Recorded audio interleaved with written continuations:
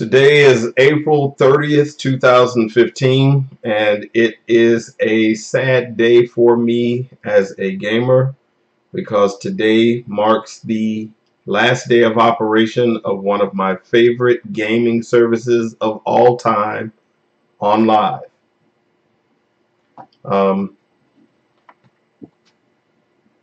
Some of you are probably greeting this news with a shrug. Some of you probably are indifferent. Some of you are probably wondering what is OnLive. And for those of you who are wondering, I'll get to that in a moment. But if you are anything like me and you're somebody who's interested in video games, the business of video games, and perhaps more importantly, the technology of video games, then this is a significant announcement for you, and actually a pretty sad one. First, let me tell you what OnLive is. OnLive is to video games what Netflix is to movies, or what Hulu is to television, what Spotify is to music, and perhaps even what Scribd is to books. The point is that OnLive allows you to stream video games to your device without having to own them or have physical copies. Now, I have to tell you the history of OnLive. When I first heard of it in either late 2009 or early 2010, I don't quite remember which. I'll be frank, I was incredulous. I just didn't believe there was any way that it could work. And the reason is because video games are different from movies and music. Movies and music and those sort of things stream to you in one direction. Pretty much you start the stream, and if you've got enough bandwidth, then that stuff comes to you, it flows to you, the data comes to you, and you watch it passively. You can pause it, you can rewind and skip through, but more or less it comes to you in one direction. Same thing with music.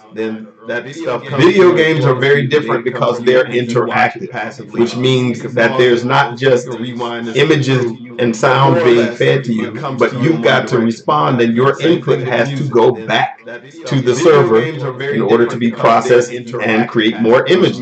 And as it stands with networks in the United States, we tend to receive data fast and send data slow. That's the case with most home networks. I don't care, Comcast, AT&T, Time Warner, what have you. They tend to be faster receiving information on the downstream than sending information on the upstream, which means that sending the input, while not data intensive, could be slow. Also, the fact is that no internet provider guarantees that data availability or arrival time. Now, if you're playing a video game, an action-oriented video game, and you pull the trigger on your controller, you want a bullet to be fired that instant. You don't want it to happen 2 seconds later. You don't want it to happen at some point in the future. You want it to happen immediately. And whether or not OnLive could get that information back quickly enough that gamers didn't perceive a lag was something that I just thought was impossible. Now, could you play a chess game which doesn't require twitch reflexes? Sure, perhaps. Maybe you could even do some other things, you know. But when we click on a web page, sometimes we wait for a while before the page starts to render. And if it takes 3 seconds before the page comes up, we tend to think that's acceptable. 3 seconds in a video game where somebody's trying to kill you, unacceptable. So I didn't think it was possible. But the service launched in early 2000, I'm sorry, mid 2010.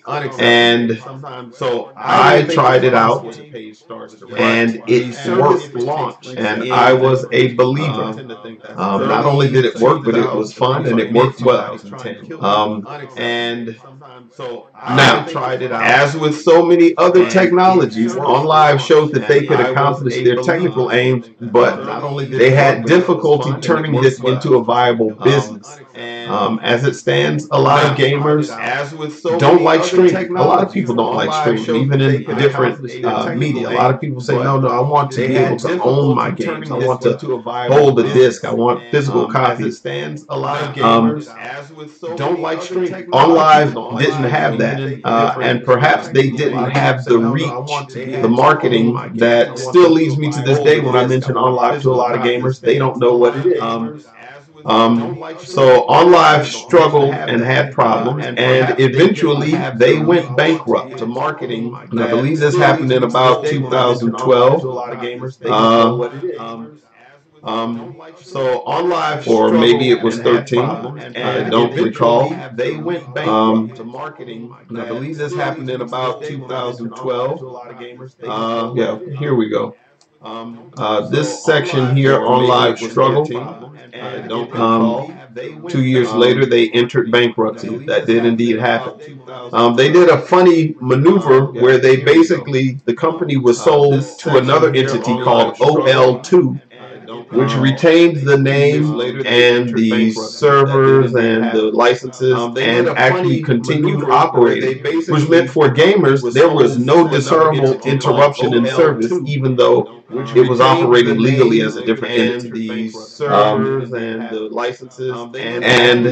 as it says here, they laid off a lot of their staff. The company did come back with some new ambitions. They rewrote their software. They came back with a new interface, and they added some new features, notably the cloud lift feature, which I'll talk about in a bit. But even after the relaunch, they just couldn't make a viable business out of it, and as it turns out, now they are shutting down. The shutdown actually was a bit unexpected. As it turns out, one of OnLive's largest competitors was a company called Gaikai, G-A-I-K-A-I. Gaikai wasn't able to make a viable business of streaming either. As it turns out, just one moment, excuse me. Was a company called Gaikai, G-A-I-K-A-I. Gaikai wasn't able to make a viable business of streaming either. As it turns out, just one moment, excuse me. Was a company called Gaikai,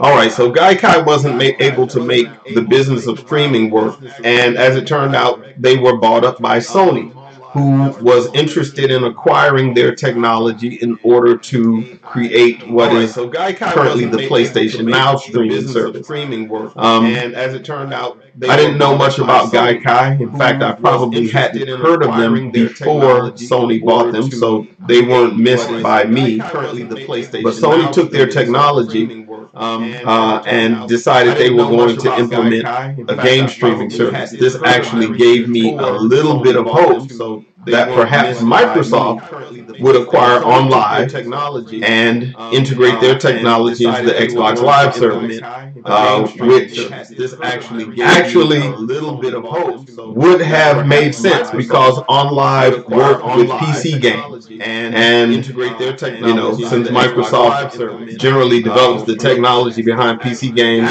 it seemed like a natural fit. And I just sort of figured that if Sony was hedging their bets on streaming, Microsoft might want to do the same. It turned out Microsoft couldn't have been less interested. Microsoft has some cloud gaming going, and I just sort of figured that if Sony with their Azure servers, which they use for business. They have shown demos, that some impressive demos, in fact, that show that Azure has some game-related purposes to it, but they were not interested in streaming games. They didn't flinch with OnLive. OnLive continued to decline until earlier this month, when it was announced that Sony was buying OnLive. Now, why would Sony buy OnLive? It didn't make sense to me. They made the announcement that they were buying the service and shutting it down later this month. In fact, I'm pretty sure today is the last date that OnLive would be in operation. Why would Sony be interested in it? It didn't make sense to me until I read the notice that Sony wanted the patent. As an early mover in the game streaming space, OnLive had developed an impressive portfolio of patents. And Sony, in trying to implement their own game streaming services, no doubt was running into some patent issues. They're probably thinking, look, it would be cheaper to buy this little company than to pay them royalties year after year after year for using their patents. So they decided that's what they do. They bought the company for the patents, they're scrapping the service, scrapping the company, and moving on. royalties year after year after year for using now, so they PlayStation Now I've used, and to be honest, I like it and I'm impressed with it. And I will actually do a future broadcast to talk about PlayStation Now as a streaming service, which I think a lot of gamers, again, don't understand. They don't understand the value proposition behind stream gaming. But I don't want to get off on that now.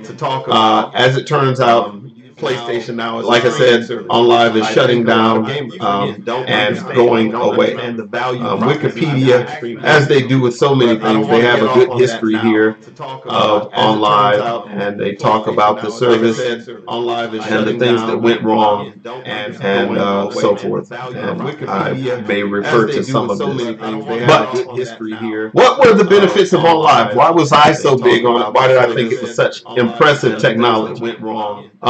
Let's start with the first and easiest to understand thing, which is that what were the benefits of OnLive? It meant you had games that you could play that you did not have to own. This is the same thing that makes Netflix so compelling, same thing that makes Spotify so compelling. You essentially have access to this giant library of games or what have you without actually having to own those games. You can start the games almost instantly. Pretty much in about the time it takes a game to load, you can be playing. Just a moment again. I'll be right back. You can start the games almost instantly. Pretty much in about the time it takes a game to load, you can be playing. Just a moment again. I'll be right back. You can start the games almost instantly. Pretty much in about the time it takes a game to load, you can be playing. Just a moment again. I'll be right back. So you sit at home all day, you get no phone calls, you start streaming, and suddenly everybody wants to talk. I apologize. As I was saying, one of the advantages, you don't have to own the discs in order to play the game. That means there's nothing to scratch, nothing to lose, nothing to get damaged.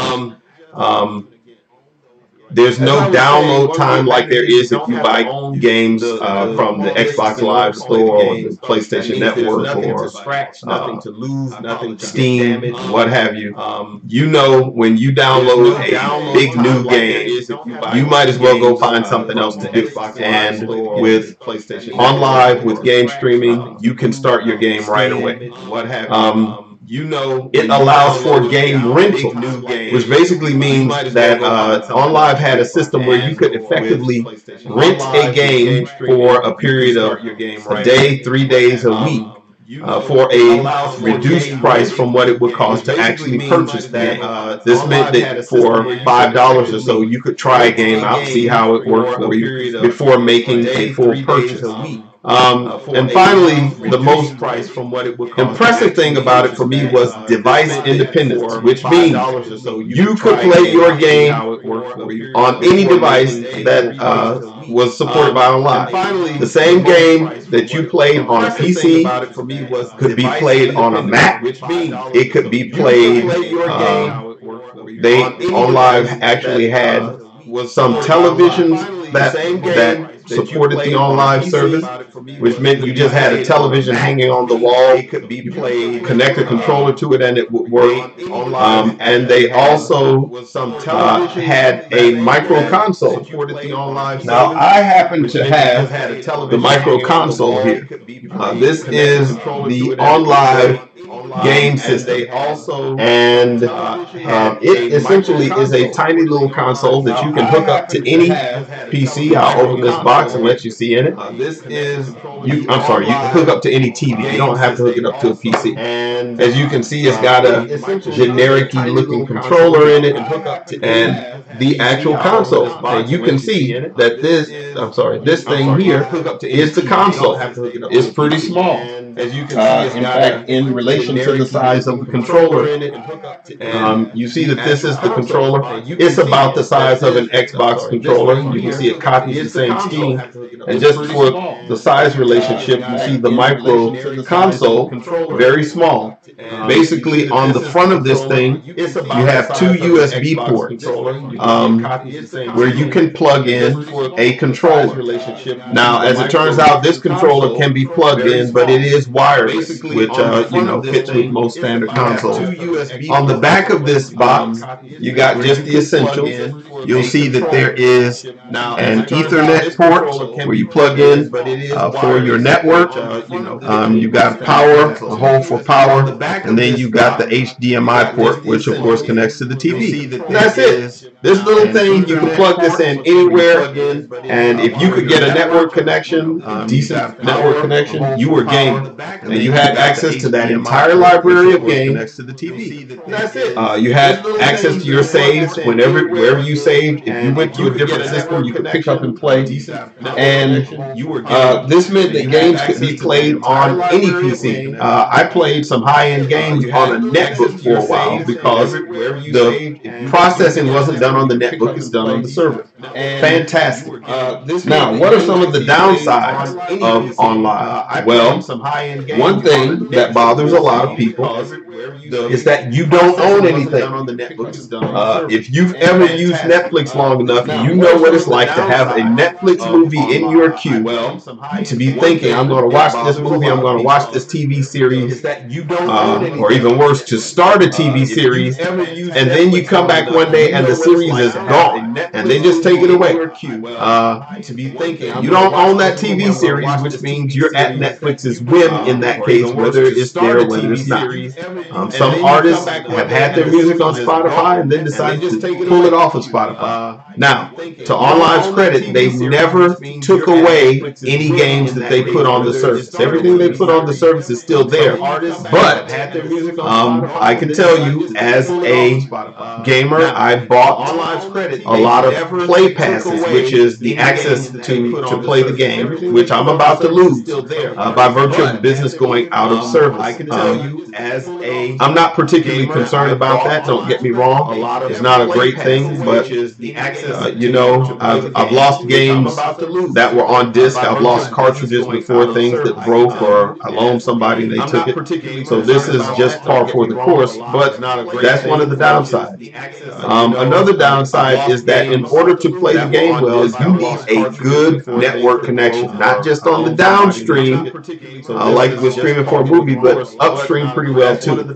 I tried to play a game on a connection, DSL connection, that was 6 megabit downstream and half a megabit upstream. Didn't work so great. But generally above those levels, at about 10 and 1 or maybe even 6 and 1, you had a workable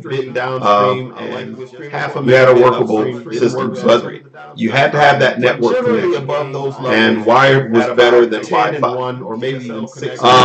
You had a workable, that's all I can think of now as far as the downside. As far as OnLive, the company went, and they had a number of services. In addition to the game, you'll see here they had CloudLift. One of the things they did in their reboot, they partnered with Steam to allow gamers to play games from their Steam library on OnLive, which is kind of cool, which is to say that if you have a game, instead of to allow gamers downloading the game. You could just start the game and stream it on any device, again, PC, Mac, or the console, which is hooked up to your big living room TV, and you could begin playing right away.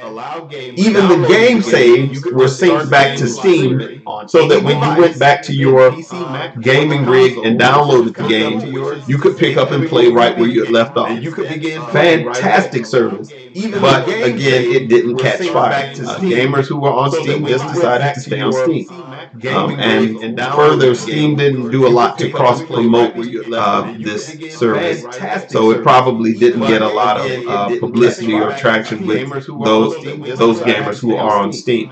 Further, Steam didn't do a lot to They also, this is about Second Life, which of course is a game that a lot of people were into for a while. I don't know that it's very popular now. They had enterprise services where they would allow people to connect to their servers and so forth through the cloud. And they also had OnLive desktop where they would allow, let me see if I can bring that up to their servers. Okay, I have to sign into this. This is not quite worth it.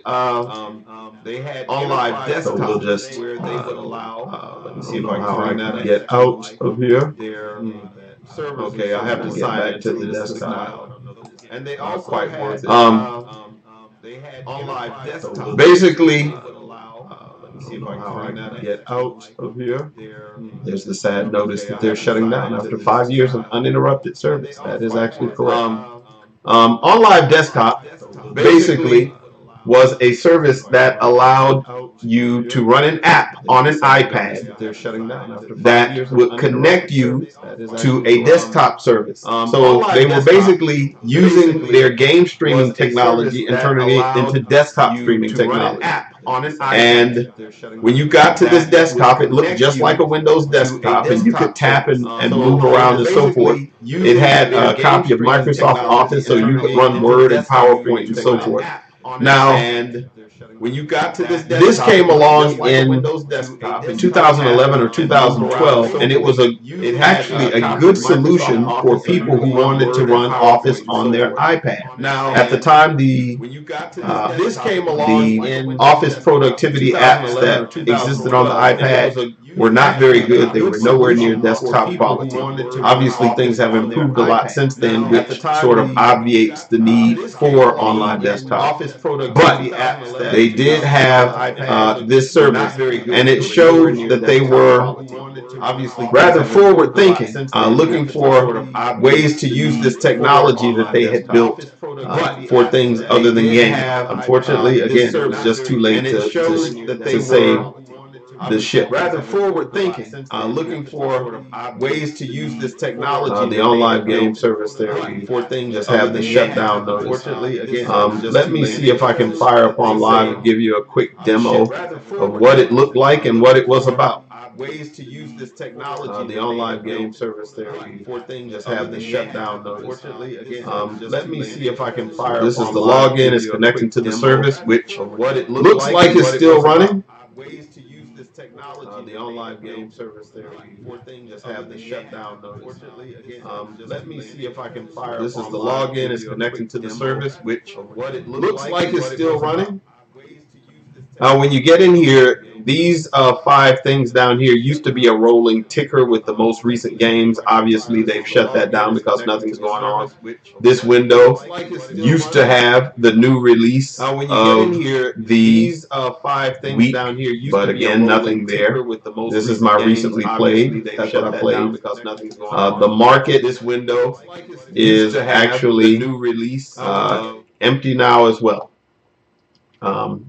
Because obviously they're not still selling games. The Cloud Lift was the service that allowed you to play games on Steam. The OnLive game service bundle included the Play Pack and the Cloud Lift service, which did both cost. Nothing in any of these items, they've all been cleared out. These are the Steam games that were supported by OnLive, which means if you had these Steam games, you could play them on OnLive. And you see there's some pretty good titles in here. There are some heavy hitters.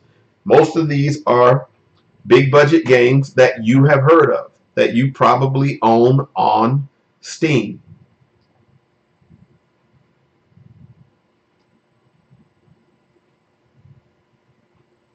A lot of good games in here that instead of downloading, you could just fire them up right quick. You could play them on a PC that wasn't a dedicated gaming PC just by going to OnLive. I think a lot of gamers missed this capability. Then there was the Play Pack, which basically was a subscription service that for $8 a month, you could access an entire library of games. These are the featured games. But let's look at the entire Play Pack. Tremendous number of games here. I believe there may be pushing on 200 games here. And you see that there are some old school games here, some classic games. They have some more recent older games, and they have some, some pretty new games, modern games as we would call them. Batman Arkham City is in here,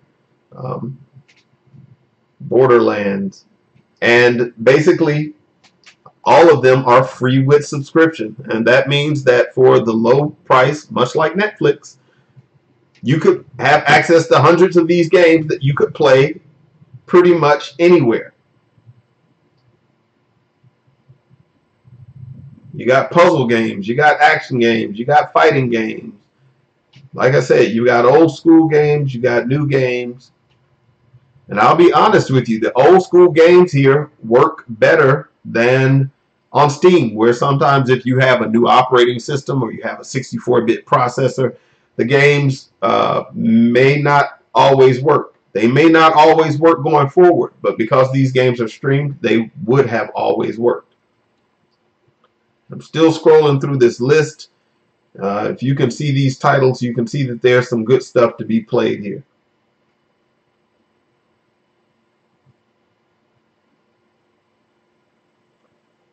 So that's what's going on there. Tomb Raider series, fantastic. Tropico. Virtua Fighter 2, that's a classic. Here are the games that I had. These are the games in my list that I played recently. The Cloud Lift games that I had access to because they're in my Steam library. But these are the Play Pack games which I had subscriptions to, and these are the Play Pass games. These are the games that I bought individual access to and which I will lose. And you see, it's not a tremendous number of games, and to be fair, I bought many of these titles on sale. The sales OnLive were as good as the sales Steam had, so it wasn't like I spent a lot of money. But again, these will go away. Many of these games I do have in my Steam library, so I will still be able to play them. But they're going away.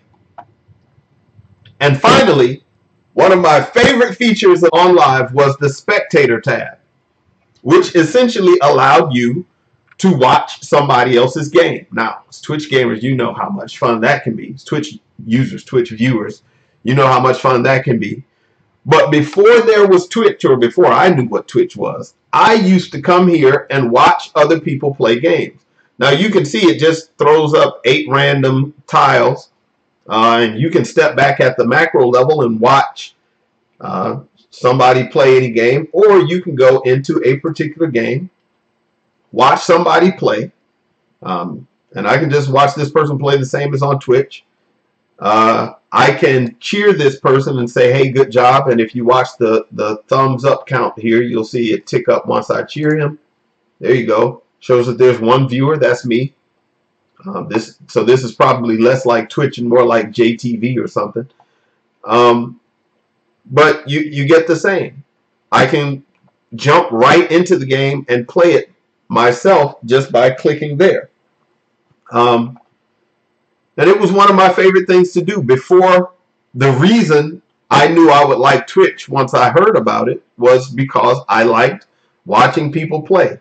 You know the thrill of watching somebody who's very good or very bad at a game play it. And so that's what this offered. And that pretty much is it. That is what OnLive was. And I think it was technology that was it was a service that was just ahead of its time. I believe that gamers were not ready for it. Maybe they didn't have the network connections to work with it. Maybe they didn't understand the value proposition, much the way that Netflix was around for years before it became a household name. Um, my guess is, my hope is that somebody like a Sony will be able to make game streaming go mainstream. And that once people see that this can work, that this is viable technology, that it will catch on.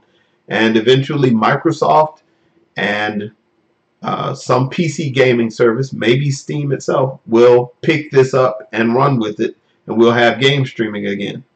But there you go. That is my short homage to OnLive. I will be back later on with just some OnLive gaming where I just, pick random games and play them and just go through the service before it shuts down.